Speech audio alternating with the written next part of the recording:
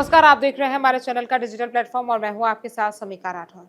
नेपाल जल रहा है, तस्वीरें जो सामने आई है उसमें आप देख सकते हैं कि कैसे नेपाल में तोड़फोड़ हुई, आगजनी हुई। नेपाल में जो उपद्रवी हैं वो प्रदर्शन में शामिल हो गए। लेकिन आप सबसे पहले ये जान लीजिए कि आखिर नेपाल में इस तरह से प्रदर्शन क्यों हुआ, किन लोगों ने इस प्रदर्शन को किया और नेपाल में इस प्रदर्शन ने उग्र रूप कैसे ले लिया। तो देखिए जेनज़ीज़ जो हैं वो नेपाल में जिस तरह से सोशल मीडिया प्लेटफ़ॉर्म्स को सरकार की तरफ से फैसला लिया गया था कि बैन किया जा रहा है, उसके बाद वो इसका विरोध कर रहे थे और एक्स, फेसबुक, इंस्टाग्राम जैसे जो भी सोशल मीडिया प्लेटफ़ॉर्म्स थे, उनको बैन करने का फैसला सरकार की तरफ से उस प्रदर्शन के बाद वापस ले लिया गया था। लेकिन उस प्रदर्शन के बाद इस प्रदर्शन में बताया ये जा रहा है कि उपद्रवी घुस गए और उन्होंने फिर उत्पात मचाया, तोड़फोड़ की, सरकारी इमारतों को नुकसान पहुंचाया, आगजनी की, प्रधानमंत्री के घर को निशाना बनाया, यहाँ तक कि पूर्व प्रधानमंत्री जो नेपाल के थे, उनकी पत्नी को जिंदा जला दिया। तो ऐसी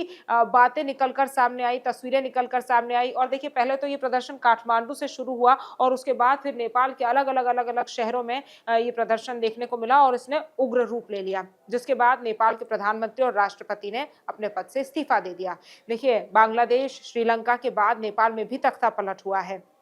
इस पर भी जो है वो अब विदेशी मामलों के जानकारों का ये कहना है कि जिस तरह से ये छोटे-छोटे देशों में तख्तापलट हो रहा है, ये कहीं न कहीं दुनिया में अस्थिरता पैदा कर रहा है। आपने देखा कि तमाम दूसरे जो बड़े देश हैं चाहे रशिया हो, यूक्रेन हो, ईरान हो, कतर हो अमेरिका हो, तमाम देश आपस में लड़ रहे हैं। तमाम देशों के बीच में आपस में तनातनी है। रशिया, यूक्रेन में तो पिछले 3-4 साल से जंग चल रही है।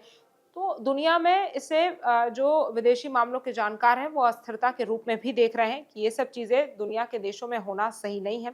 हालाँकि अगर भारत और नेपाल सीमा की बात की जाए, तो भारत और नेपाल सीमा पर भी इसका अलर्ट जारी हो गया है। भारत ने में उत्तराखंड, उत्तर प्रदेश और बिहार के जो राज्य हैं उनकी सीमा जो है वो नेपाल से लगती है। यही वजह है कि तमाम राज्यों के मुख्यमंत्रियों ने सीमावर्ती क्षेत्रों में सुरक्षा को और ज़्यादा बढ़ा दिया है। उत्तर प्रदेश की अगर बात की जाए तो बहराइच, महाराजगंज और तमाम ऐसे शहर हैं जहाँ से नेपाल की सीमा लगती है। वहाँ पर पुलिस बल की तैनाती कर दी गई है। कई जगहों पर सेना को भी तैनात कर दिया गया है और किसी भी नेपाली को भारत में प्रवेश नहीं दिया जा रहा है। जो भी भारतीय नेपाल में रह रहे हैं, उन्हें ही आईडी कार्ड देखने के बाद तमाम डॉक्यूमेंट्स को देखने के बाद भारत में प्रवेश दिया जा रहा है। हेल्पलाइन नंबर भी भारत सरकार की तरफ से जारी हो गया है। नेपाल में मौजूद जो भारत का दूतावास है, उन्होंने हेल्पलाइन नंबर जारी किया है कि आप हमसे कॉन्टैक्ट करें, आपको सेफली हम अपने देश या फिर सेफ्टी प्रोवाइड करेंगे। तमाम चीज़ें जो हैं वो भारत की तरफ से भी की जा रही है। हालाँकि चिंता का विषय भारत के लिए इसीलिए है क्योंकि भारत नेपाल का पड़ोसी मुल्क है और यही वजह है कि ये जो घटना नेपाल में हुई है जो उपद्रवी माना जा रहा है कि नेपाल में तोड़फोड़ और प्रदर्शन में शामिल हो गए और उसके बाद आगजनी की, तो कहीं भारत में भी इस तरह से अस्थिरता फैलाने की ये जो शरारती तत्व हैं वो ना घुस जाए। यही वजह है कि जो सीमावर्ती क्षेत्र हैं वहाँ पर सुरक्षा को और ज़्यादा बढ़ा दिया गया है। साथ ही उत्तराखंड के मुख्यमंत्री पुष्कर सिंह धामी ने बैठक भी की है, इस पूरे मामले पर समीक्षा की है और साथ ही साथ अधिकारियों को तमाम एसडीएम और डीएम्स के साथ उन्होंने जो बैठक की है उसमें निर्देश दिए हैं कि सीमावर्ती क्षेत्रों को और ज़्यादा जो है वो सुरक्षा बलों के साथ तैनात किया जाए ताकि वहाँ पर किसी भी तरह से स्थिति तनावपूर्ण ना हो। भारत में कोई भी उपद्रवी या शरारती तत्व एंट्री ना ले जिससे कि भारत में अस्थिरता फैले। और देखिए ये जो प्रदर्शन शुरू हुआ था वो जेनज़ीज़ की तरफ से शुरू हुआ था। उनका ये कहना था कि सोशल मीडिया जो बैन हुआ है उसका फैसला सरकार वापस ले ले। लेकिन अब वहाँ पर प्रधानमंत्री उसके बाद फिर ये प्रदर्शन जैसे-जैसे आगे बढ़ा तो उसके बाद जिस तरह से आगजनी हुई, तोड़फोड़ हुई तो जेनज़ीज़ का बयान सामने आया। उन्होंने कहा कि हमारी सिर्फ़ इतनी माँग थी कि हम सोशल मीडिया बैन को हटवाना चाहते थे, वो हट गया है लेकिन जो ये तोड़फोड़ हुई है, आगजनी हुई है, ये जो पूरी घटना हुई है इससे हमारा कोई ताल्लुकात नहीं है, इससे हम ताल्लुक नहीं रखते हैं और साथ ही साथ उन जेनज़ीज़ ने इसकी निंदा भी की है। अब आप सोच रहे होंगे कि बार-बार मैं जेनज़ीज़ कह रही हूँ, तो मैं आपको बता भी देती हूँ कि जेनज़ीज़ वो जनरेशन है, वो जनरेशन के लोग हैं जो 1995 के बाद जन्मे हैं। और 1995 से 2012 के बीच में जो भी बच्चों का जन्म हुआ है, उनको जनरेशन ज़ेड यानी कि जेन ज़ी कहा जाता है। उससे पहले वालों को मिलेनियल कहा जाता है, उसके बाद वाले जो आए वो जेन अल्फ़ा और तमाम ऐसे जनरेशन के नाम रखे गए हैं। तो नेपाल का जो युवा था, वो इस प्रदर्शन को कर रहा था क्योंकि सोशल मीडिया को बैन कर दिया गया था नेपाल में और इस फैसले को वो चाह रहे थे कि भाई वापस ले लें सरकार। हालांकि सरकार ने उसे वापस ले लिया।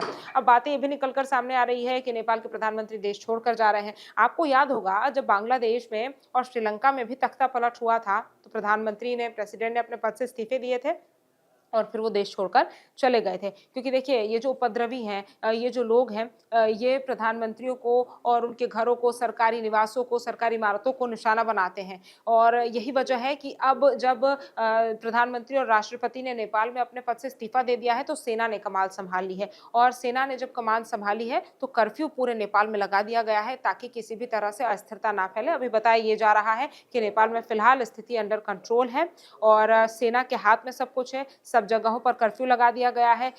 सिर्फ और सिर्फ ज़रूरी दुकानें या जो ज़रूरतमंद चीज़ें हैं वही खुली हुई है। बाकी सब चीज़ों पर अभी कर्फ्यू की वजह से सब कुछ वहाँ पर बंद हो गया है। इससे बच्चों की शिक्षा पर भी असर पड़ रहा है। बताया जा रहा है कि जो भारत नेपाल सीमा पर स्कूल्स हैं वहाँ पर जो बच्चे जाते हैं उनके लिए भी जो है ये परेशानी का सबब बनी हुई है क्योंकि बच्चों को वापस अपने घर भेजा जा रहा है और कई पेरेंट्स अपने बच्चों को स्कूल भी नहीं भेज रहे हैं। तो बच्चों की शिक्षा पर भी इसका असर पड़ रहा है क्योंकि देखिए जब पूरा देश जलता है, जब पूरे देश में कर्फ्यू लग जाता है, जब पूरे देश में इस तरह की तस्वीरें सामने आती है, हर तरफ से तबाही की तस्वीर हो या फिर हर तरफ से जलने की तस्वीर हो, तोड़फोड़ की तस्वीर हो, तो सब कुछ जो है वो फिर अंडर कंट्रोल में लाने के लिए बड़ी ही तनावपूर्ण स्थिति हो जाती है। और यही वजह है कि अब नेपाल की जो सेना है वो सड़कों पर है।